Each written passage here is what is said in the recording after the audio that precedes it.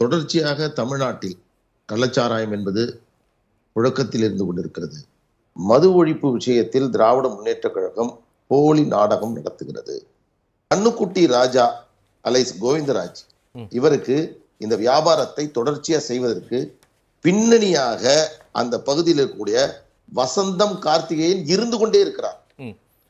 முதல்ல இடைநீக்கம் செய்யப்பட்டிருக்க வேண்டியவர் மாவட்ட ஆட்சியர்.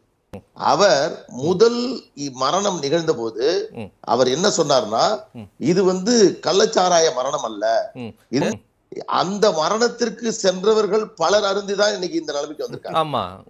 ஒருவேளை அந்த மரணம் கள்ளச்சாராயம் இங்கே இருக்கிறது என்பது அவர் அறிந்து, இல்லை இங்க இருக்கக்கூடியவங்க எல்லாம் மற்றவங்க எல்லாம் மது இந்த மாதிரி கள்ளச்சாராயத்தை அருந்தாதீங்க, குடிக்காதீங்க அப்படின்னு அவர் சொல்லியிருந்தார்னா பலர் இன்றைக்கு இதை தவிர்த்திருப்பார்கள். இதற்கு அவர் கொடுத்த செய்தி காரணமாக அமைந்திருக்கிறது.